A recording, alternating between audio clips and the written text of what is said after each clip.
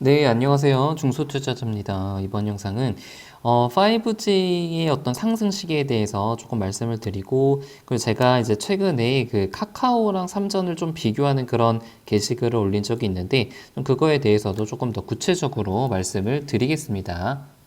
일단 시장을 먼저 좀 보고 넘어가야 될 것 같은데, 코스닥 같은 경우는 지금 연속 한 일주일 넘게 계속 상승이 나타나고 있는 것 같고, 지금 이 상승 자체가 어떤 뭐 전반적인 상승도 물론 하긴 하지만 주로 어떤 코로나 치료제 관련된 어떤 백신 관련된 그런 종목들이 좀 주로 상승을 했기 때문에 뭐 저같이 이제 5G를 많이 가지고 있는 사람들은 조금 시장에서 약간은 좀 소외감을 느낄 수도 있는 그런 시장인 것 같습니다. 그리고 뭐 최근에는 뭐 이제 그동안 많이 올랐던 뭐 카카오라든가 이런 종목들이 또 쉬어가는 또 조정을 주는 그런 단계이기 때문에 상당히 또 돈을 많이 버시는 분들은 많이 버실 수 있지만 또 이제 생각보다 이제 시장 대비해서 돈 수익률이 그렇게 좋지 않을 수도 있을 것 같아요. 그래서 사실 오늘 시장에서 굉장히 주목을 받았던 종목 중에 하나가 이제 삼천당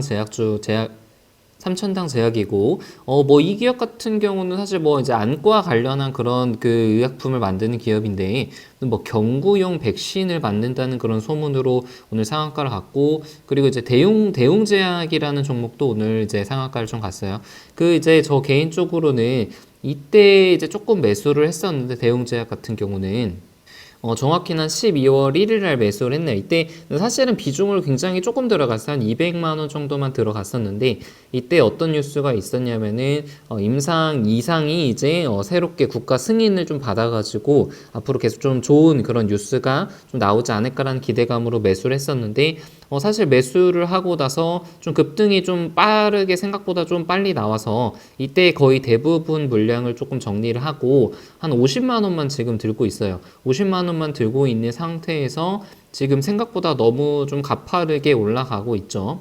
그래서 시장이 뭐 지금 2차 전지를 들어가기도 조금 애매하고 5G를 들어가기도 애매한 갈 곳을 잃은 그런 돈들이 약간 그 치료제 이슈가 있는 그런 종목들로 좀 확 집중이 되다 보니까 이런 종목들이 아주 쉽게 상한가를 좀 가는 것 같습니다.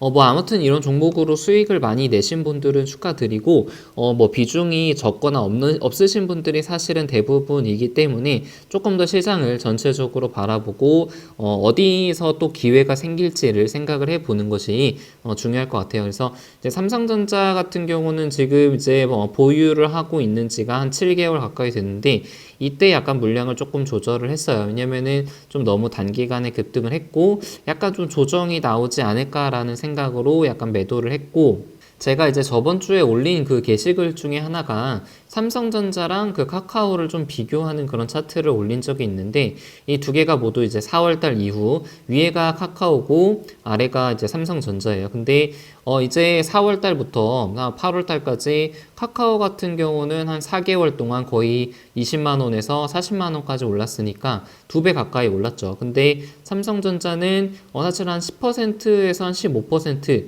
거의 이제 오른 게 없었단 말이에요. 그래서 카카오는 굉장히 많이 올랐지만 삼성전자는 오르지 않고 굉장히 소외를 많이 당한 그런 종목이었죠. 근데 이제 11월 달부터 삼성전자가 굉장히 가파르게 올라오기 시작하면서 이제 시장을 전체적으로 이끌었는데 반대로 카카오는 오르지 않고 횡보를 계속해서 했습니다. 그래서 이렇게 그 어떤 대형주들, 시가총액이 높은 대형주들의 이런 수급에 의한 상승이 좀 많이 일어나는 편인데, 사실상 그 상반기에는 카카오라든가 네이버 같은 언택트 관련주들이 굉장히 강세였고, 하반기는 삼성전자 반도체가 굉장히 강세였잖아요. 근데 이게 그러면은 앞으로 어떤 것이 더 강세가 될 것이냐?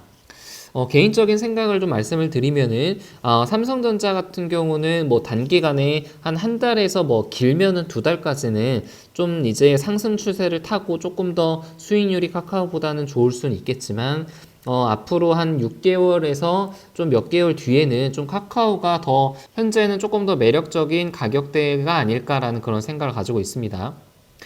결국에는 이렇게 2배 가까이 상승을 했음에도 불구하고 조정이 크게 나오지 않고 계속해서 버텨주고 있는 모습이거든요. 그래서 이제 그 위에서 아래에서 사신 분들은 매도를 하지 않고, 그리고 떨어지면은 새롭게 매수를 하는 어떤 신규 매수자들이 있는 그런 횡보를 보이고 있기 때문에, 이게 근데 중요한 거는 언제 갈지는 사실 아무도 몰라요. 앞으로 한 달 뒤에 갈지 혹은 2달 뒤에 갈지, 그리고 뭐 지금 오늘은 3% 정도 상승을 했지만 조정을 앞으로 한두 달 더 받을지는 아무도 모르는 그런 상황이지만, 제가 말씀을 드리고 싶은 것은 이제 수익률 측면으로 봤을 때 카카오가 삼성전자보다 오히려 기회가 지금은 더 많다라고 그렇게 보고 있습니다.